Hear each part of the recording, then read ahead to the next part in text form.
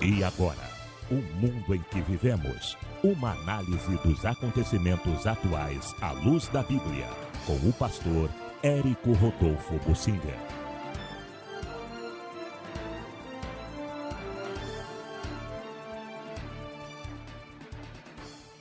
A realidade do tráfico em nosso meio.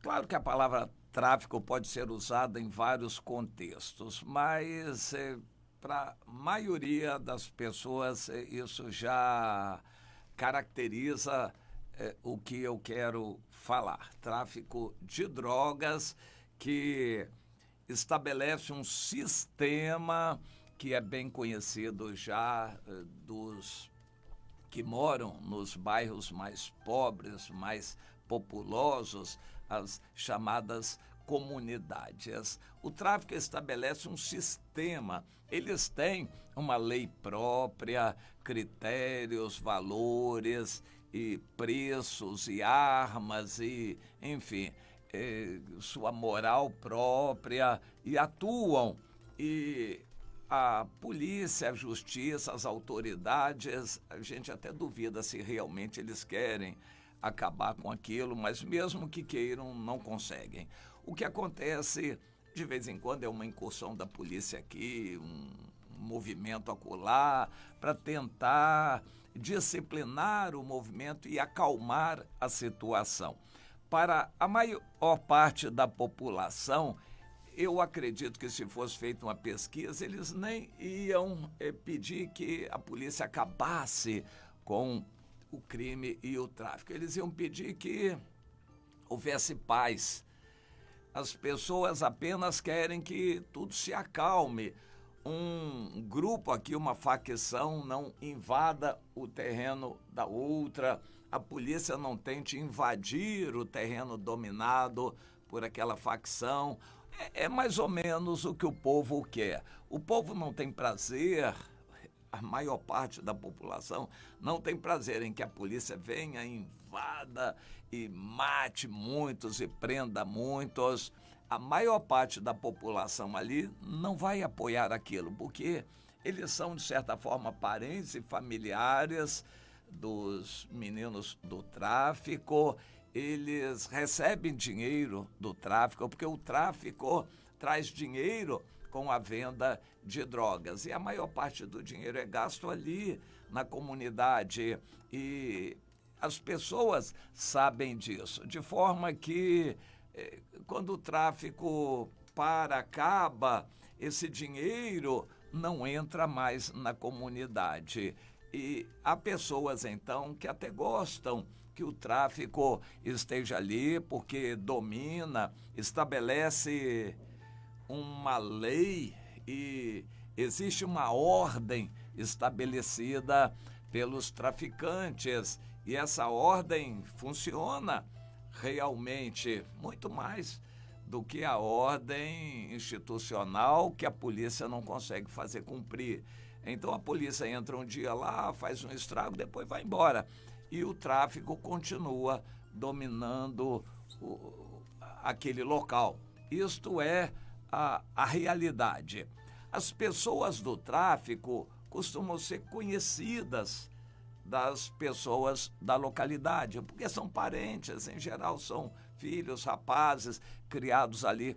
Dificilmente vêm jovens de outros lugares para compor o tráfico ali. Normalmente são pessoas da localidade, conhecidas, filhos de parentes daquelas pessoas. E se o tráfico funcionar calmamente, tranquilamente, aquela comunidade fica satisfeita, não vai reclamar, não. Eles têm medo de uma entrada repentina da polícia ou invasão por uma outra facção. Isto é uma realidade. Eu tive uma notícia do que aconteceu aqui no Rio de Janeiro. Até o dia 30, aqueles que tiveram a saidinha do Natal concedida tinham que retornar ao presídio. Essa saidinha é muito interessante. Aqui no Brasil existe um certo até estímulo para o erro, para o crime. As leis facilitam, a justiça facilita. Então, quando a pessoa é presa, a maior parte nunca é presa, mas quando a pessoa é presa, ela, na maior parte dos casos, é liberada na delegacia, ela não fica presa. Se ela ficar, tem grandes chances de não continuar presa, fica por uns dias, depois é solta. E se ela for à justiça, tem grande chance de não ser condenada. Se for condenada, ela tem grande chance de não ficar presa, vai para o semiaberto, etc. Se ela ficar presa, tem grande chance de a pena ser pequena, 2 ou 3 anos só de pena. Ou, ainda que seja de 10 anos, existe a chamada progressão de pena, ou seja, a pessoa, ainda que for no caso mais grave, condenada pela justiça, vai ficar presa só um pouquinho, 1/6 da pena, depois ela já começa a ter liberdade. Bom, ainda que a pessoa fique presa, ainda tem um monte de leis que dão salário para a família, dão uma série de regalias para o preso.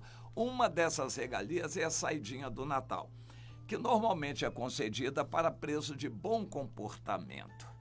Não que o comportamento seja bom aos nossos olhos, mas é que não há nenhuma alteração registrada.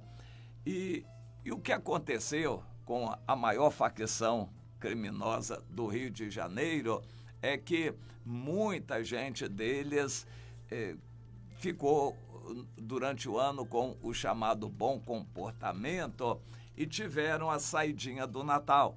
Eles são libertos para irem passar o Natal em casa com a família e a maioria não volta. E aconteceu. De cada 5 dessa facção que foram soltos, 4 não voltaram. Mas por quê? Bom, existe uma série de fatores envolvidos.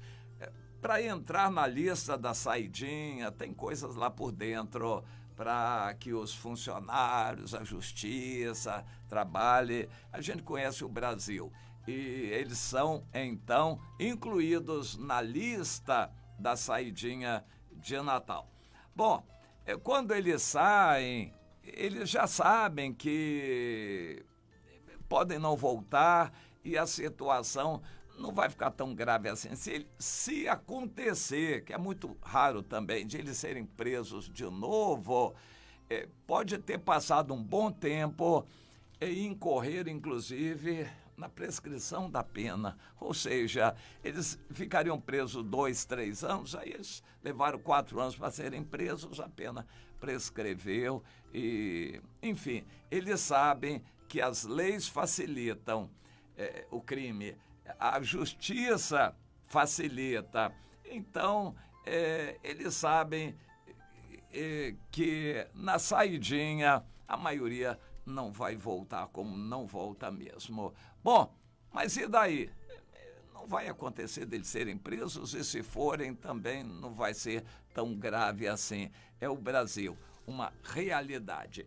Mas nós cristãos, o que temos a ver com isto? Eu achei muito interessante o que está acontecendo em algumas favelas de Niterói, São Gonçalo, até na Reta Velha, Itaboraí, também.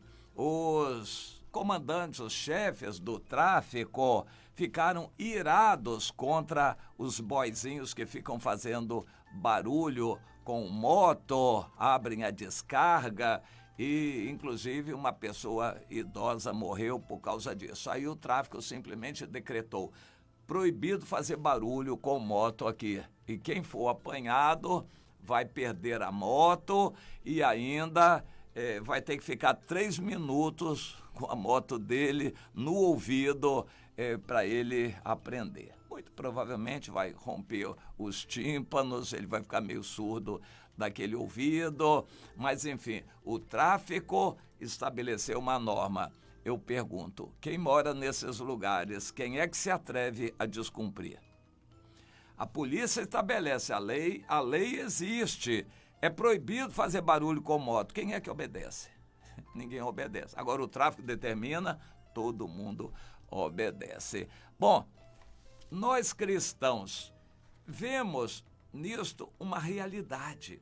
O tráfico é, querendo ou não querendo, um poder instituído que precisa ser respeitado. Aliás, qual pastor, qual crente ousa enfrentar o tráfico na sua região?